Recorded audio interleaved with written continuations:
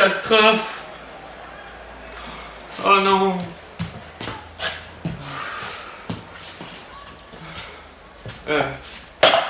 Oups.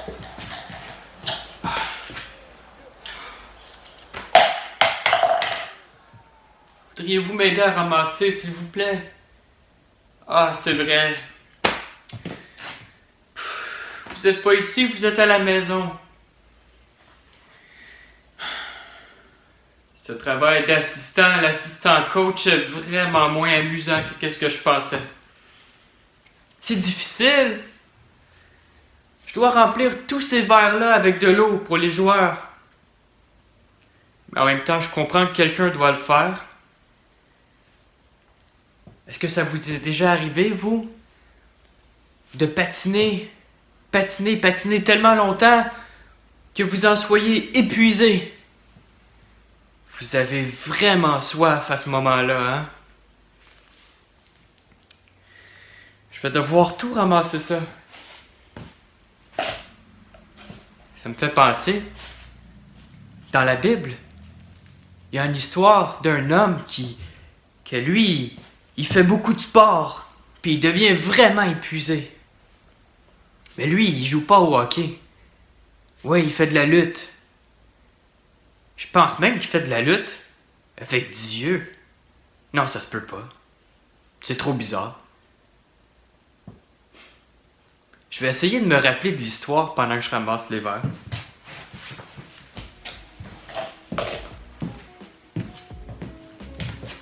Bonjour classe, bienvenue à ce 5e cours de l'école du dimanche en ligne.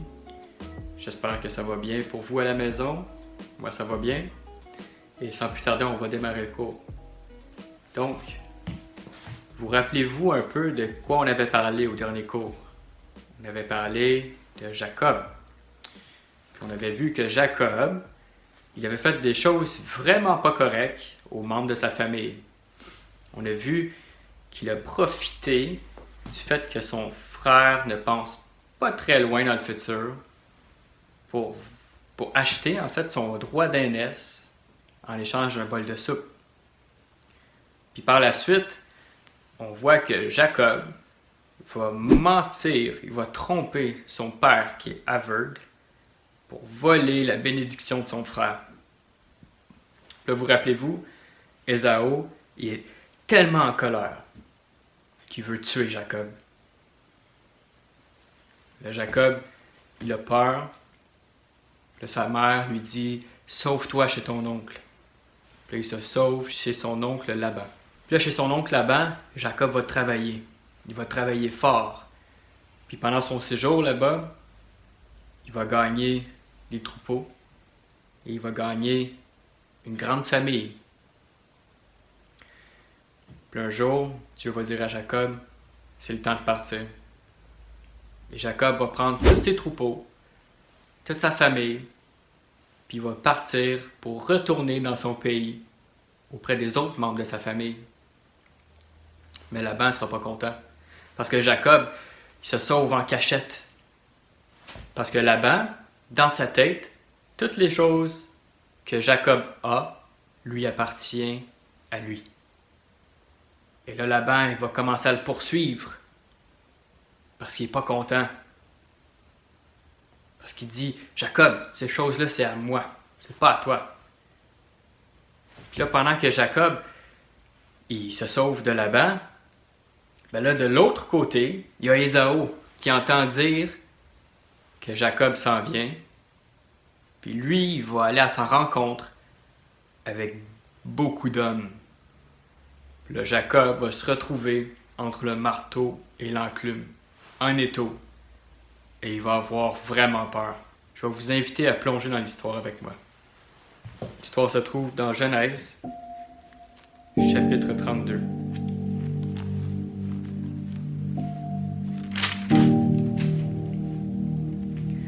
Jacob poursuivit son chemin et des anges de Dieu le rencontrèrent. En les voyant, Jacob dit « C'est le camp de Dieu ». Et il donna à ce lieu le nom de Mahanaïm. Jacob envoya devant lui des messagers à Ésaü, son frère, au pays de Séhir, dans le territoire d'Édom. Il leur donna cet ordre. Voici ce que vous direz à mon seigneur Ésaü. Ainsi parle ton serviteur Jacob. J'ai séjourné chez Laban, et j'y suis resté jusqu'à présent. J'ai des bœufs, des ânes, des brebis, des serviteurs et des servantes. Et j'envoie l'annoncer à mon seigneur pour trouver grâce à tes yeux. Les messagers revinrent auprès de Jacob en disant: Nous sommes allés chez ton frère Ésaü, et il marche à ta rencontre avec 400 hommes. Jacob fut très effrayé et saisi d'angoisse. Il partagea en deux camps les gens qui étaient avec lui, les brebis, les bœufs et les chameaux. Et il dit: Si Ésaü vient contre l'un des camps et le bat, le camp qui restera pourrait se sauver. Jacob dit: Dieu de mon père, Abraham, Dieu de mon père, Isaac, Éternel qui m'a dit, retourne dans ton pays, dans ton lieu de naissance, et je te ferai du bien. Je suis trop petit pour toutes les grâces et pour toute la fidélité dont tu as usé envers ton serviteur, car j'ai passé ce Jourdain avec mon bâton, et maintenant je forme deux camps. Délivre-moi, je te prie, de la main de mon frère, de la main d'Ésaü, car je crains qu'il ne vienne et qu'il ne me frappe avec la mère et les enfants. Et toi tu as dit, je te ferai du bien, et je rendrai ta postérité comme le sable de la mer, si abondant qu'on ne saurait le compter. C'est dans ce lieu-là que Jacob passa la nuit. Il prit de ce qu'il avait sous la main pour faire un présent à Ésaü son frère: 200 chèvres et 20 boucs, 200 brebis et 20 béliers, 30 femelles de chameaux avec leurs petits qu'elles allaitaient, 40 vaches et 10 taureaux, 20 ânesses et 10 ânes. Il le remit à ses serviteurs, troupeau par troupeau, séparément. Et il dit à ses serviteurs: Passez devant moi et mettez un intervalle entre chaque troupeau. Il donna cet ordre au premier: Quand Ésaü, mon frère, te rencontrera et te demandera à qui es-tu et où vas-tu et à qui appartient ce troupeau devant toi, tu répondras à ton serviteur Jacob: C'est un présent envoyé à mon seigneur Ésaü. Et voici, il vient lui-même derrière nous. Il donna le même ordre au second, au troisième et à tous ceux qui suivaient les troupeaux. C'est ainsi que vous parlerez à mon seigneur Ésaü, quand vous le rencontrerez.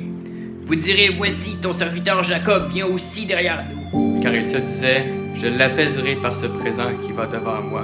Ensuite, je le verrai en face, et peut-être m'accueillera-t-il favorablement. Le présent passa devant lui, et il resta cette nuit-là dans le camp. Il se leva la même nuit, prit ses 2 femmes, ses 2 servantes et ses 11 enfants, et passa le gué de Jabbok. Il les prit, leur fit passer le torrent, et le fit passer à tout ce qui lui appartenait. Jacob demeura seul. Alors un homme lutta avec lui jusqu'au lever de l'aurore. Voyant qu'il ne le maîtrisait pas, cet homme le frappa à l'emboîture de la hanche, et l'emboîture de la hanche de Jacob se démit pendant qu'il luttait avec lui. Il dit: Laisse-moi aller, car l'aurore se lève. Et Jacob répondit: Je ne te laisserai point aller, que tu ne m'aies béni. Il lui dit: Quel est ton nom? Il répondit: Jacob. Il dit encore: Ton nom ne sera plus Jacob, mais tu seras appelé Israël, car tu as lutté avec Dieu et avec des hommes, et tu as été vainqueur. Jacob l'interrogea en disant: Fais-moi, je te prie, connaître ton nom. Répondit: Pourquoi demandes-tu mon nom? Et il le bénit là. Jacob appela ce lieu du nom de Péniel, car dit-il: J'ai vu Dieu face à face, et mon âme a été sauvée. Le soleil se levait lorsqu'il passa Péniel, et Jacob boitait de la hanche. C'est pourquoi jusqu'à ce jour, les enfants d'Israël ne mangent point le tendon qui est à l'emboîture de la hanche. Car Dieu frappa Jacob à l'emboîture de la hanche, au tendon. Wow! Spécial comme histoire. Jacob, qui fait une partie de lutte avec Dieu, c'est bizarre. Ça se peut-tu vraiment? Jacob qui se bat avec Dieu, puis qu'en plus, on dit qu'il est vainqueur. Est-ce que Jacob pourrait vraiment battre Dieu dans une partie de lutte? Je penserais pas. Je pense que plutôt ce qui fait que Jacob est appelé un vainqueur, c'est parce qu'il l'abandonne pas, mais il s'agrippe à Dieu et il demande d'être béni. On voit que Jacob, son cœur, il a été changé. Au début, il essaie d'avoir les bénédictions en utilisant de la magouille. Hein? Il fait de la manigance, il essaie de manipuler les événements pour avoir ce qu'il veut. Mais on voit que la seule place où ces manigances le mènent, c'est dans le trouble. Ça me fait vraiment penser à un film de Star Wars, ça. I spent that money. Kanja Club wants their investment back too. I never made a deal with Kanja Club. Tell that to Kanja Club.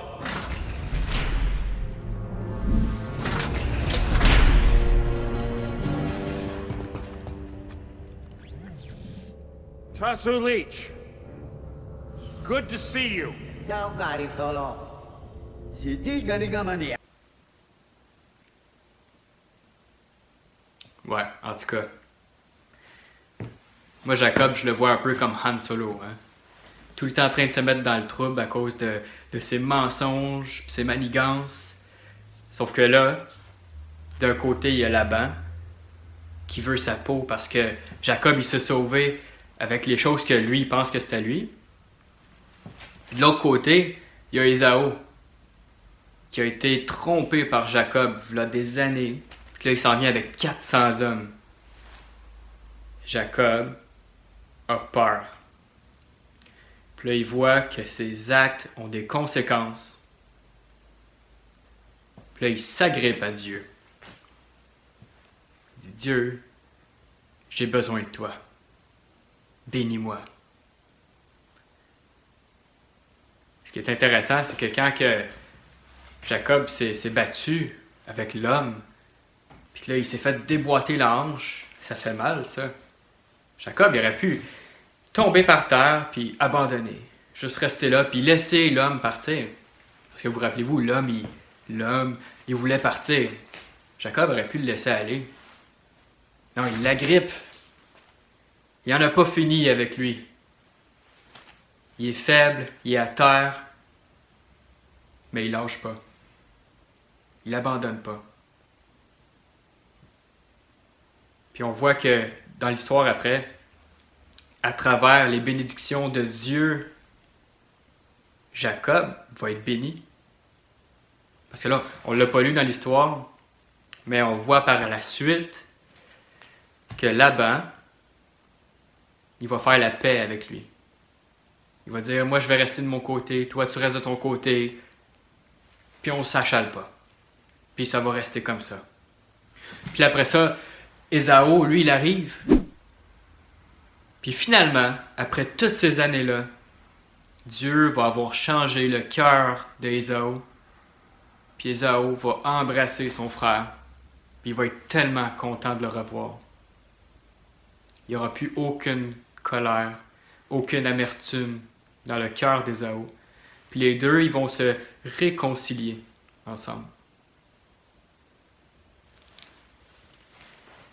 C'est une histoire de pardon et de réconciliation à cause de Dieu qui change les cœurs.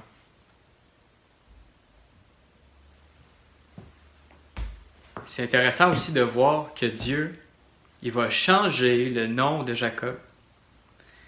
Il va l'appeler Israël. Israël, c'était le nom du peuple choisi de Dieu. Puis on voit ça un peu partout dans la Bible, que Dieu, il change le nom de certains hommes qu'il a choisis. Alors, on a déjà vu que Dieu, il prend Abraham, puis qu'il l'appelle Abraham. Puis là, on voit que Dieu, il prend Jacob, puis il l'appelle Israël. Puis on voit plus tard dans la Bible aussi qu'il va prendre Simon, puis qu'il va l'appeler Pierre, puis qu'il prend Saul, puis qu'il va l'appeler Paul. Puis dans le dernier livre de la Bible, dans le livre de Révélation, l'Apocalypse, ça nous dit qu'un jour, Dieu va nous donner un caillou blanc Ouais, ok, je sais que c'est un méga bloc, là, mais on va dire que c'est un caillou. Dieu va nous donner un caillou blanc, puis il va nous donner un nouveau nom à nous. Qu'est-ce que ça veut dire, le caillou blanc? Dans le temps, quand un athlète réussissait une épreuve et qu'il était vainqueur, comme Jacob, il se faisait donner un caillou blanc. Puis l'image ici de l'athlète qui est vainqueur, c'est l'image du chrétien qui est vainqueur à la fin de l'épreuve. Pour gagner une épreuve aux Olympiques ou dans n'importe quelle discipline sportive, ça prend de la persévérance. Il ne faut jamais abandonner. Il ne faut pas lâcher. Mais la victoire, c'est pas par nos efforts qu'on l'a. Parce que Jésus-Christ a déjà eu la victoire sur la mort pour nous, à notre place. C'est déjà gagné. Mais il y a encore une course à courir. Même si on sait qu'au final, on a la victoire, il y a encore une épreuve. On ne doit pas lâcher. Même si on sait qu'on gagne à la fin, il ne faut pas lâcher. Jésus-Christ, comme Jacob et Ésaü, qui sont réconciliés à travers la bénédiction de Dieu, Jésus-Christ nous réconcilie avec Dieu. Il y a quelque chose de vraiment, vraiment plus profond dans la réconciliation que juste le pardon. C'est une relation.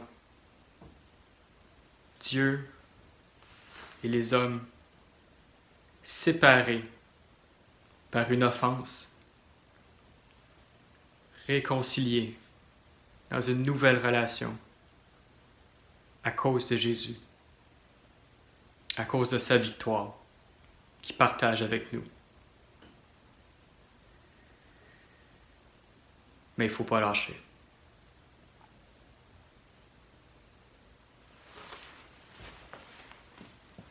Merci Seigneur Jésus d'avoir gagné à notre place, d'avoir été le vainqueur sur la mort, de nous avoir réconciliés avec Dieu.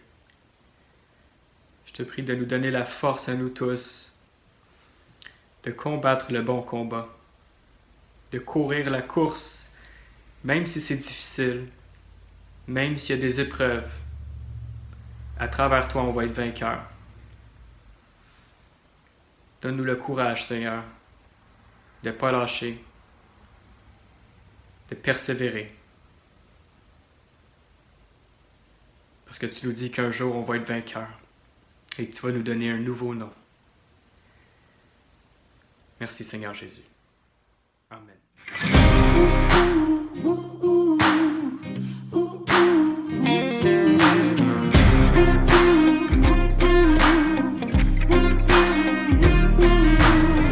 Prisonniers de nos fautes qui nous rendent coupables. Brisant nos chaînes, tu vas nous redonner l'espoir. Accusés, condamnés par nos péchés innombrables. Acquittés, justifiés, nous marchons dans ta victoire.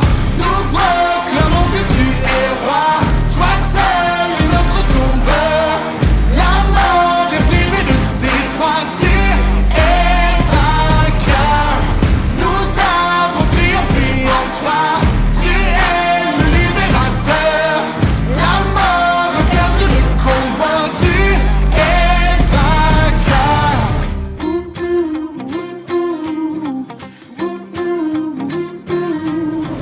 Les prisons qui nous retenaient n'ont plus de pouvoir. La dette qui nous accablait payée sous la croix.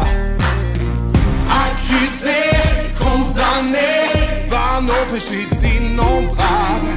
Acquittés, justifiés, nous marchons dans ta victoire. Nous proclamons que tu es roi. Toi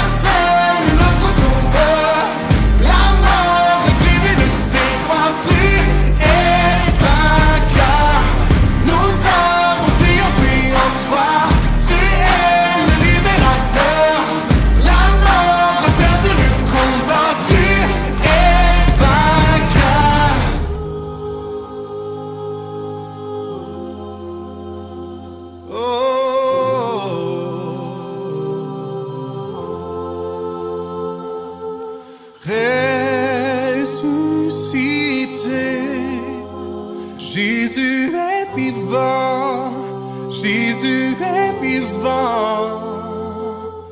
Gloire